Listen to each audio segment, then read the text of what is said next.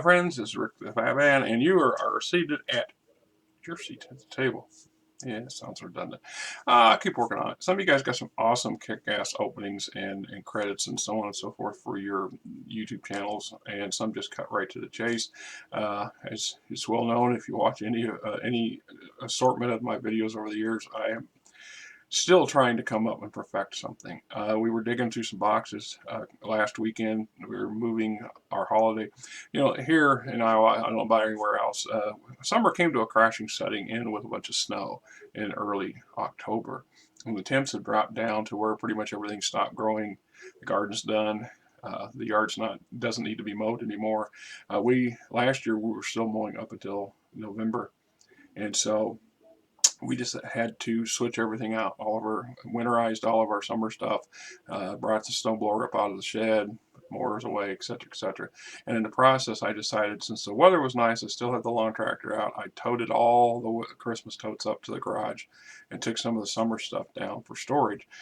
We have probably 11 totes for Christmas decorations compared to the 2 for Thanksgiving and Halloween. Anyway, it just seemed that it was a decent day. Seemed like a good time to do it. And in the process, I was digging through one of the boxes, and I came across some stuff that came out of the RV. And this isn't related to it, but the map here is. And I've also found a number of my RPGA new zines that I thought had disappeared. But anyway, beautiful day outside. Wind's blowing. It's in its 30s. Sun shining. It's Sunday, the 1st of November. I hope you all find you having a good weekend. I have a job to run off to at noon for a short bit, assuming the guys went to do the hoods there. Anyhow, a couple weeks ago, the wife and I went to JCD and Hobby and to just look at stuff and spend some money. And they have a shelf on a bottom shelf that has used, pre-owned stuff.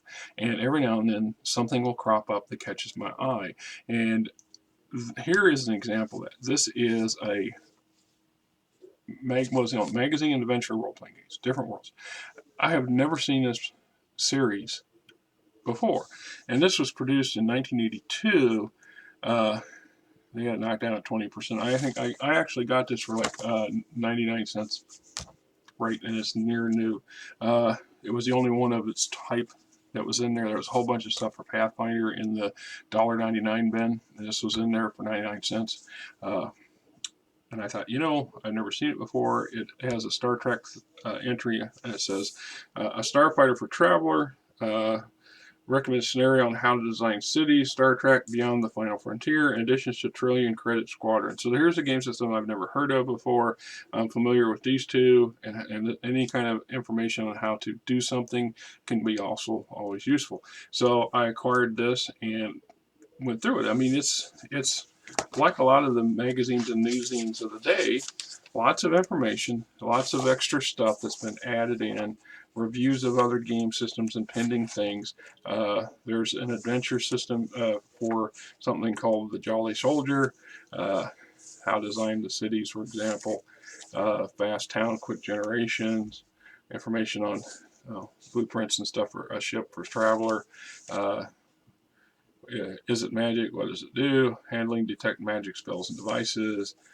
Some stuff on Star Trek and Star Trek managers. Figures from the Citadel. Stuff you could have bought back in the 80s. So on and so forth.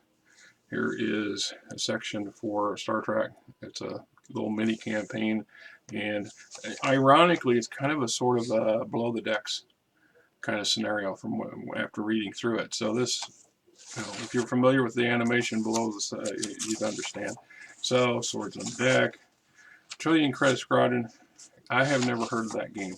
That is one I have not heard of. And I will acknowledge that I know or have heard of or handled a lot of game systems, a lot of off-ball stuff over the years, but there's so much stuff, even back in the day, that I just couldn't touch everything or even seen it. It never showed up at the local game store that I knew of, so that's probably why I'm not familiar with it. But modern day, with our online, on-demand, print-on-demand, abilities and stuff, you have such and the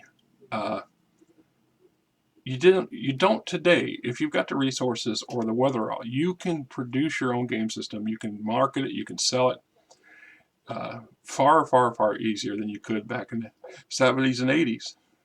It was much harder to get your stuff out there. And so unless you could get picked up by one of the existing game companies at the time, it was much difficult to do. So Eric from Blow Up Games, I use him as an example. In the 80s, Eric would have been very, very, very hard pressed to put out anything short of running an ad in the back of one of these magazines or something like this to get people drawn to his material. And it's so limited versus the technology we have today.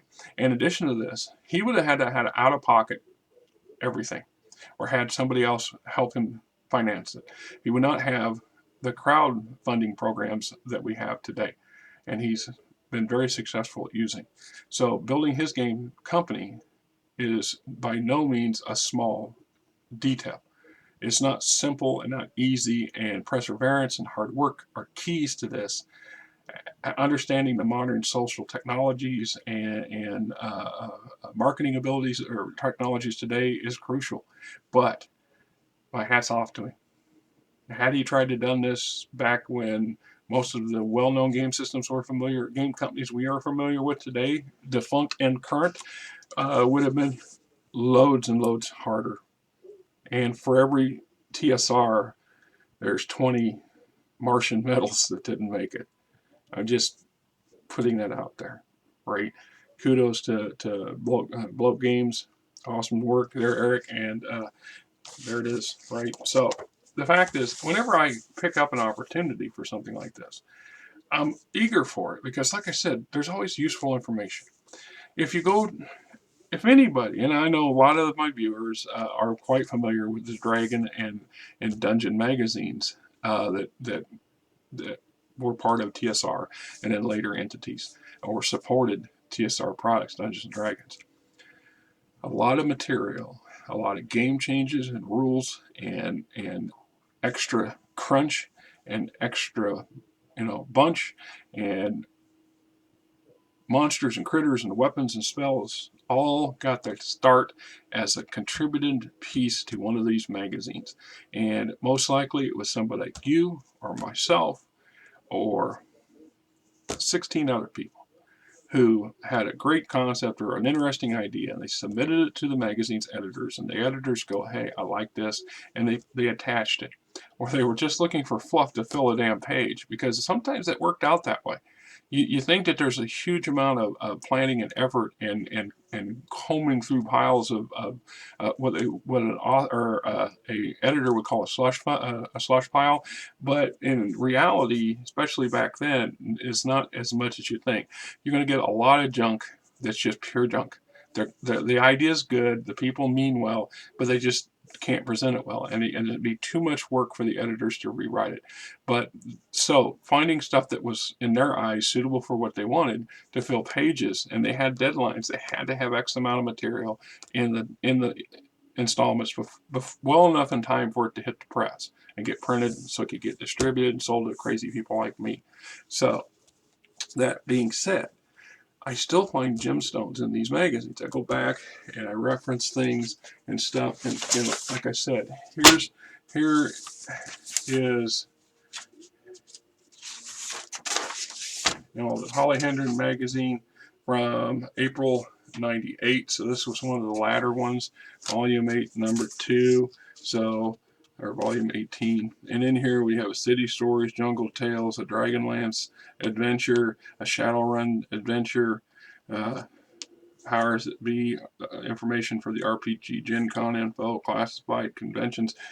A lot of material went into these things. Lots of extra stuff. Lots of interesting stories.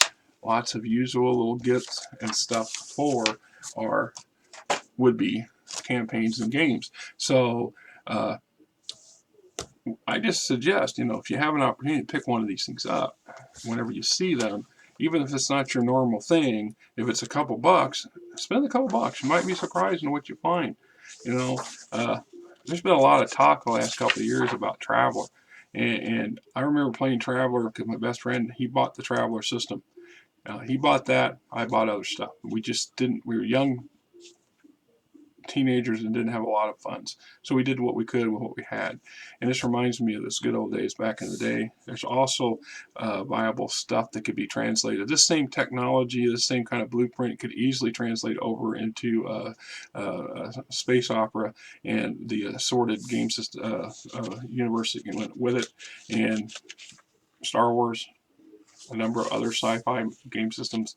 It's just a matter of using the blueprints and changing the titles. So there you go. Anyway, a couple bucks. Different World magazine. I have never seen. I do not remember ever seen this. This, like I said, it just either didn't make it to the game shelves in my local game store in Des Moines, which is quite plausible, because the distribution networks were not as extensive as they are now, and they surely didn't have didn't have eBay or Amazon or any of that other stuff back then. So your concept was whatever you could get. Dungeon and Dragon magazines were always popular, always on the counter to get the latest issue of RPG. Polyhedron, for example, that one came having a membership, a yearly fee I paid, and it was part of the fee. So there you have it.